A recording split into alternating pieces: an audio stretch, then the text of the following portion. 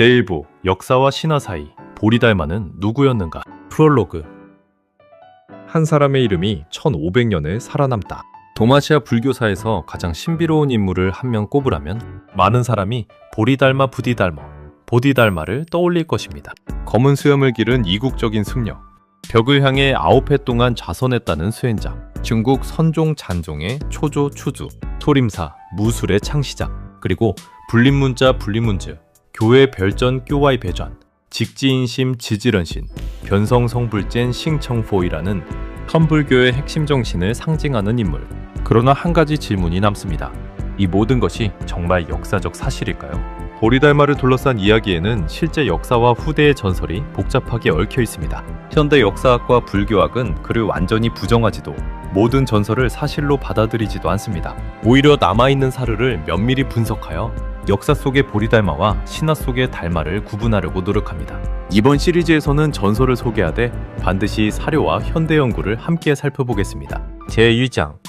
선종의 시작은 정말 보리달마였을까? 오늘날 중국, 한국, 일본 선종에서는 보리달마를 중국 선종의 초조 추조로 모십니다. 턱가모니, 시가모니, 마하가섭, 모하자버, 아난, 보리달마, 해가회이커, 487593, 승찬 성찬, 606, 보신 타오신, 580652, 홍인논린, 601674, 해능회능, 638713.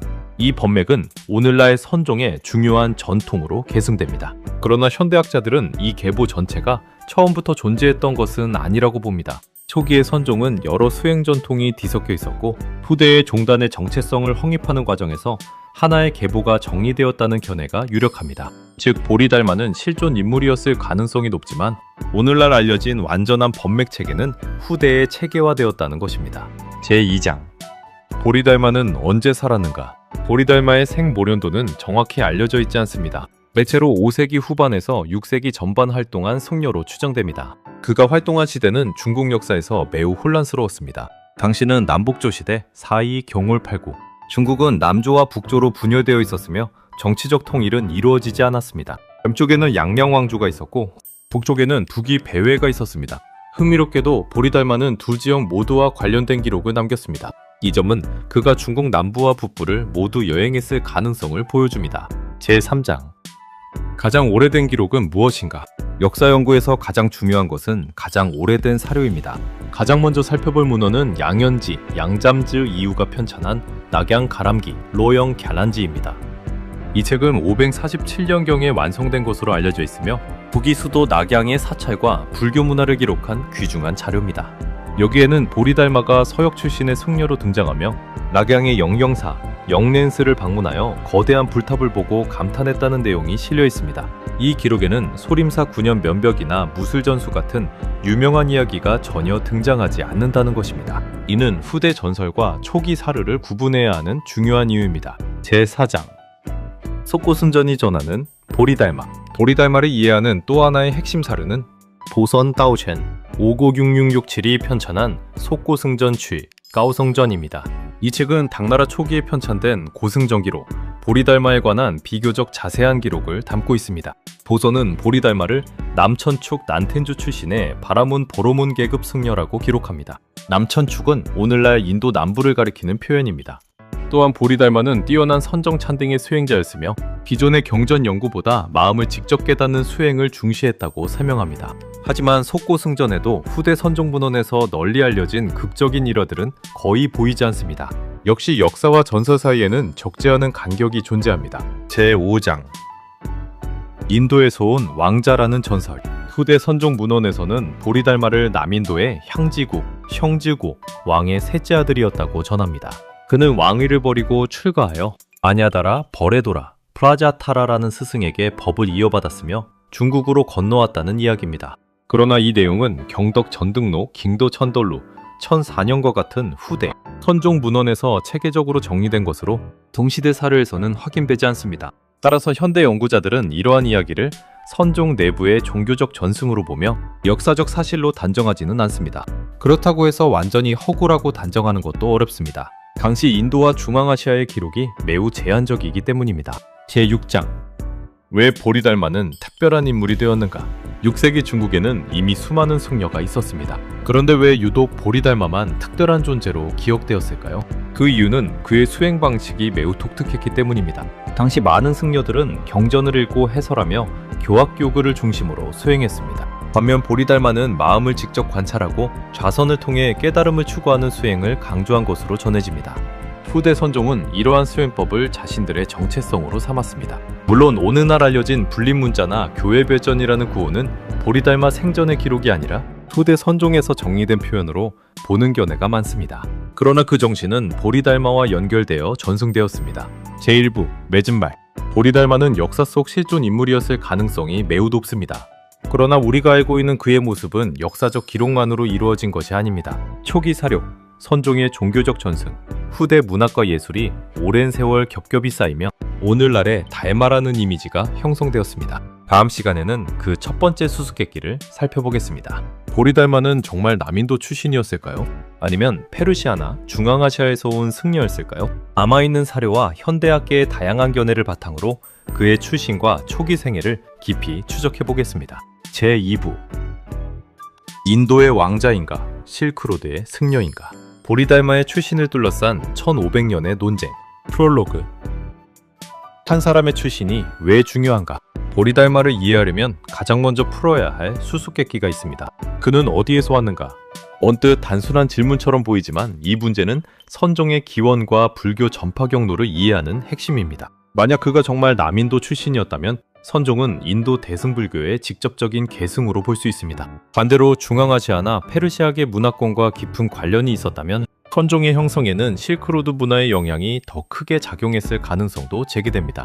흥미롭게도 오늘날까지도 학계는 이 문제에 대해 하나의 결론을 내리지 못했습니다. 이번 시간에는 1차 사료와 현대 연구를 바탕으로 보리달마의 출신을 둘러싼 여러 가설을 살펴보겠습니다. 제1장 가장 오래된 기록은 무엇을 말하는가? 보리달마의 출신을 논할 때 가장 먼저 살펴봐야 할 자료는 역시 속고승전시 까오성전입니다. 당나라의 고승 보선도첸 50주겸67은 다음과 같이 기록합니다. 달마는 남천축 난텐주의 바라문 포로문 출신이다. 출처입력. 여기서 남천축은 일반적으로 인도 남부를 가리키는 표현입니다. 또한 바라문브라마는 고대 인도의 제사장 계층으로 당시 최고 수준의 교육을 받은 지식인 집단이었습니다. 이 기록이 사실이라면 보리달마는 어려서부터 베다 전통과 철학 교육을 받은 엘리트였을 가능성이 있습니다. 그러나 이 기록은 보리달마 사후 약 100년 이상 지난 뒤에 작성되었습니다. 즉, 매우 중요한 자료이지만 동시대 기록은 아닙니다. 제2장 왕자 출신설은 언제 등장했는가? 오늘날 가장 널리 알려진 이야기는 보리달마가 남인도의 왕자였다는 전설입니다. 이 이야기에 따르면 그는 향지국, 샹지구의 셋째 왕자로 태어났습니다. 왕위 계승 가능성이 있었지만 세속 권력을 버리고 출가했습니다. 그의 스승은 마냐다라, 버레도라, 프라지냐타라, 생물련, 미상이었습니다. 마냐다라는 그에게 불법을 전수한 뒤 중국으로 가서 불교를 전하라는 사명을 주었다고 전해집니다. 이 이야기는 매우 극적이며 선종의 정통성을 강조하는 데 중요한 역할을 했습니다. 그러나 문제가 있습니다.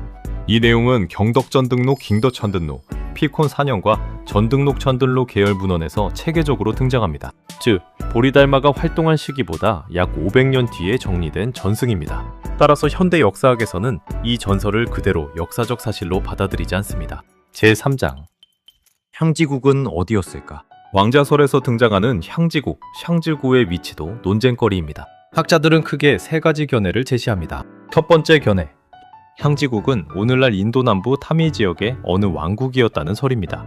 당시 남인도는 팔라바 왕조와 여러 지역 세력이 경쟁하던 시기였으며 불교와 힌두교가 함께 발전하고 있었습니다. 두 번째 견해, 향지국은 칸치푸람 일대와 관련된 전승이라는 주장입니다. 칸치푸람은 고대 인도의 대표적인 불교, 힌두교 학문 중심지였습니다. 중국 승려 현장쉔장 602664도 대당서역기에서 이 지역의 학문 수준을 높이 평가했습니다. 세 번째 견해, 향지국은 실제 국가명이 아니라 후대 선종문헌에서 상징적으로 만들어진 명칭이라는 견해입니다.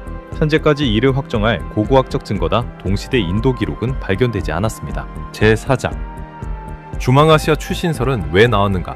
일부 연구자들은 보리달마가 중앙아시아 또는 이란계 문화권과 연관되었을 가능성도 제기합니다. 그 이유는 그의 외모에 대한 기록 때문입니다. 토대 문헌에서는 보리달마를 눈이 깊고 코가 높으며 수염이 매우 짙은 서역인, 모습으로 묘사합니다. 중국 회화 속 달마 역시 짙은 수염과 큰 눈, 강한 이목구비를 가진 인물로 표현됩니다. 그러나 이는 어디까지나 후대 미술작품의 이미지이며 실제 인상착의를 그대로 반영한다고 볼 수는 없습니다.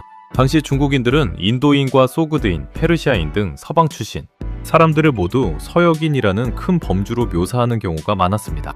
따라서 외모만으로 출신 지역을 단정하기는 어렵습니다. 제5장 실크로드가 만든 문화의 혼합. 보리달마의 출신을 이해하려면 당시 실크로드의 현실을 알아야 합니다. 오늘날 우리는 국가와 국경을 기준으로 사람을 구분합니다. 그러나 56세기의 실크로드는 훨씬 유동적인 공간이었습니다. 인도 승려가 중앙아시아에서 수십 년을 수행하는 일도 흔했고 소그드 상인이 중국에서 정착하기도 했으며 토차나 호탄에서는 인도이란 중국 문화가 자연스럽게 섞였습니다.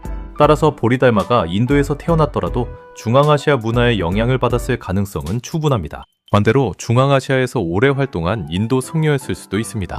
이처럼 하나의 정체성으로 규정하기 어려운 것이 실크로드 시대 인물들의 특징입니다. 제6장 보리달마는 왜 중국으로 향했는가?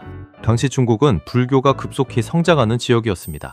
북위회는 국가 차원에서 불교를 후원했고 남조 양나라 역시 불교를 적극 보호했습니다. 특히 양무제, 량우디, 사직육세 54구, 제위 5번 기백 54구는 역사상 가장 독실한 불교 군주 가운데 한 명으로 평가됩니다. 이러한 환경은 해외 승려들에게 매우 매력적이었습니다. 실제로 보리달마뿐 아니라 불타발타라 부토베어도로, 부다바드라, 사무구살기구, 진제진예, 파라말타, 499 569, 보리류지 부디류지, 보디루치, 오벽이치 등 수많은 인도 중앙아시아 승려들이 중국으로 건너와 경전을 번역하고 불교를 전했습니다. 보리달마의 중국행도 이러한 국제적 불교 교류의 흐름 속에서 이해해야 합니다. 제7장 현대 학계의 평가. 오늘날 불교사 연구자들은 대체로 다음과 같이 정리합니다. 보리달마가 실존 인물이었다는 점은 대체로 인정됩니다. 남인도 출신이라는 속고승전의 기록은 가장 신뢰할 만한 전승으로 평가됩니다. 왕자 출신설은 후대 선종 문헌에서 종교적 의미를 담아 발전했을 가능성이 큽니다. 중앙아시아 문화와의 접촉 가능성은 충분하지만 이를 입증할 직접적인 사료는 없습니다. 즉 현재로서는 남인도 출신 승려라는 설명이 가장 신중하고 설득력 있는 결론으로 받아들여지고 있습니다. 제2부 맺은 말. 보리달마는 어디에서 왔는가? 우리는 아직 확실한 답을 알지 못합니다. 그러나 분명한 사실이 하나 있습니다. 그는 인도와 실크로드 그리고 중국을 잇는 거대한 문화교류의 시대를 살았습니다. 그의 출신만큼이나 중요한 것은 그가 중국에서 무엇을 남겼는가입니다. 그리고 그 답은 한 사람과의 역사적인 만남에서 시작됩니다. 남조 양나라의 황제, 중국 불교를 가장 열정적으로 후원했던 군주, 양무제. 다음 시간에는 역사상 가장 유명한 불교 대화 가운데 하나인 보리달마와 양무제의 만남을 사료를 중심으로 살펴보겠습니다. 제3부 양무제와 보리달마. 중국 불교사 최고의 만남은 실제로 있었는가? 프롤로그. 짐은 평생 절을 짓고 승려를 후원했는데 그 공덕은 얼마나 되겠는가? 중국 불교사에는 수많은 명장면이 있습니다. 그 중에서도 가장 널리 알려진 장면은 반연 보리달마와 무제량우디 400요셉상호 500가시고 제위 5병기제 54구의 대화입니다. 황제가 묻습니다. 나는 수많은 절을 짓고 승려를 공양하고 경전을 번역하게 하였으니 얼마나 큰 공덕이 있겠는가? 출처임력. 그러자 보리달마는 단호하게 대답합니다. 아무런 공덕도 없습니다. 무공덕. 출처임력. 황제는 크게 당황했고 두 사람은 끝내 뜻을 같이 하지 못했습니다. 이 일화는 오늘날에도 선불교를 대표하는 이야기로 널리 인용됩니다. 그러나 역사학자의 눈으로 보면 새로운 질문이 생깁니다. 이 만남은 정말 있었을까요? 혹은 실제 만남에 후대 선종이 상징성을 덧붙인 것일까요? 이번 시간에는 가장 오래된 사료부터 차례대로 검토하며 역사와 전설을 구분해 보겠습니다. 제1장 양무제는 누구였는가? 보리달마를 이해하려면 먼저 그와 만났다고 전해지는 황제를 이해해야 합니다. 양무제 량우디, 본명 소연셔옌, 3인 6세 보조 거서고, 제위 고공 희보사구는 남조 양량 왕조를 세운 초대 황제입니다. 중국 역사에서 그는 정치가이자 군주였을 뿐 아니라 불교의 가장 열렬한 후원자 가운데 한 사람으로 평가됩니다. 재위 기간은 무려 48년으로 남조 황제 가운데서도 가장 긴 축에 속합니다. 그는 유교적 통치 체제를 유지하면서도 불교를 국가 차원에서 적극 보호했습니다. 황제가 직접 승려가 되다. 안부제는 여러 차례 황궁을 떠나 절에 들어가 스스로 승려가 되겠다고 선언했습니다. 대표적으로 건강 캔캉, 오늘날 난징의 동태사 동타이스에서 삭발의식을 행하고 승려 생활을 체험했습니다.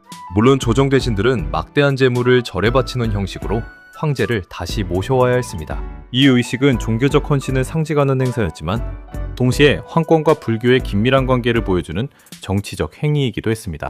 불교를 국가정책으로 육성하다. 양부제는 사찰 건립, 승려 보호, 경전 간행, 역경이징 사업 지원, 불교 의례 장려 을 적극 추진했습니다. 양서량초와 남사단시에는 그가 불교를 후원한 기록이 매우 자세히 남아 있습니다. 당시 건강은 장안과 함께 동아시아 불교의 중심 도시 가운데 하나였습니다. 제2장 보리달마는 정말 양나라에 왔는가? 가장 오래된 자료인 속고승전은 보리달마가 남조와 북조로 오가며 활동했다고 기록합니다. 또한 보리달마가 양나라에 들어와 양무제를 만났다는 전통은 비교적 오래전부터 전해졌습니다. 하지만 여기서 중요한 점이 있습니다. 가장 오래된 사료일수록 두 사람의 대화를 자세히 기록하지 않습니다. 오히려 우리가 잘 아는 유명한 문답은 후대 선종문헌에서 점차 완성됩니다. 최초의 기록과 후대 기록의 차이. 역사 연구에서는 일반적으로 기록이 작성된 시기, 사건과의 시간적 거리, 저자의 목적을 함께 검토합니다. 보리달마와 양무제의 대화는 시간이 흐르면서 더욱 극적이고 철학적인 형태로 발전했습니다. 이는 선종이 자신들의 사상을 설명하기 위해 전승을 정리하는 과정과도 관련이 있습니다. 제3장 공덕이 없다는 말의 의미. 가장 유명한 문답을 다시 살펴보겠습니다. 양무제가 묻습니다. 이미 즉위한 이후 절을 짓고 경전을 베끼고 승려를 공양했는데 어떤 공덕이 있는가? 출처임녀. 보리달마가 답합니다. 실로 아무 공덕도 없습니다. 출처임녀.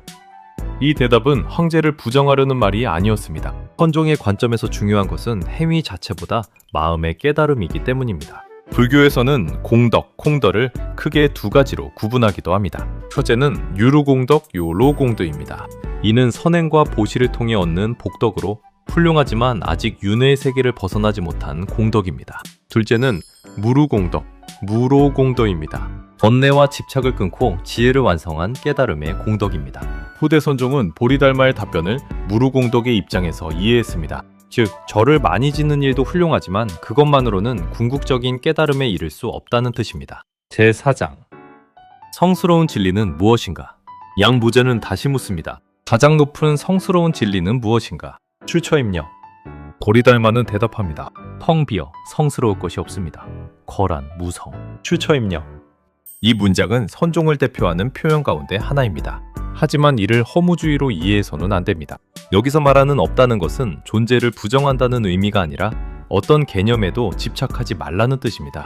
이는 용수롱주, 나갈주나 약 세모백산호고의 중관사상, 중관스형과도 연결됩니다. 모든 것은 인연으로 존재하며 고정된 실체를 절대화해서는 안 된다는 것입니다.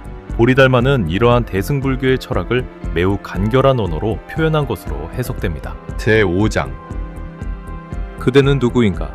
황제는 마지막 질문을 던집니다. 집 앞에 있는 그대는 누구인가? 출처임녀. 보리달마는 말합니다. 모르겠습니다. 후시. 출처임녀. 이 한마디 역시 선종에서 가장 유명한 답변입니다. 하지만 여기서 모른다는 것은 무지를 의미하지 않습니다. 선종에서는 자아를 하나의 고정된 실체로 규정하려는 생각 자체를 내려놓으라는 의미로 해석합니다. 즉, 나는 누구인가? 나는 질문 자체가 이미 집착일 수 있다는 것입니다. 제6장 두 사람은 왜 서로 이해하지 못했을까? 전통적인 이야기에서는 양무제가 보리달마의 뜻을 이해하지 못했다고 전합니다. 그러나 현대학계는 이를 보다 신중하게 해석합니다. 양무제는 교학과 북가불교를 중시한 군주였습니다. 반면 보리달마는 좌성과 직접적인 깨달음을 강조한 수행자였습니다. 두 사람은 같은 불교를 말했지만 관심과 접근 방식이 달랐습니다. 이러한 차이를 상징적으로 보여주기 위해 후대 선종이 문답을 더욱 선명하게 구성했을 가능성이 있습니다. 제7장 역사학은 이 만남을 어떻게 평가하는가? 오늘날 연구자들은 크게 세 가지 견해를 제시합니다. 첫째, 보리달마와 양무제가 실제로 만났을 가능성은 충분합니다. 당시 양무제는 해외 승려들을 적극 초청했고 보리달마 역시 남조에 머문 기록이 있기 때문입니다. 둘째, 오늘날 전해지는 문답은 후대의 상당 부분 정리되었을 가능성이 큽니다. 특히 경덕전등록 등 송나라 시대 선종문헌에서 이야기의 구조가 더욱 완성됩니다. 셋째, 설령 대화가 후대에 다듬어졌더라도 그 안에 담긴 철학은 초기 선종의 특징을 매우 잘 보여줍니다. 따라서 역사적 사실 여부와 별개로 불교사적 가치는 매우 높습니다. 제3부 맺은 말. 황제는 사찰을 세웠습니다. 보리달마는 사람의 마음을 세우려 했습니다.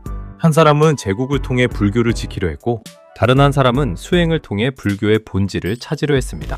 이 둘 길은 서로 충돌한 것이 아니라 중국 불교가 앞으로 나아갈 두 방향을 상징적으로 보여주었습니다.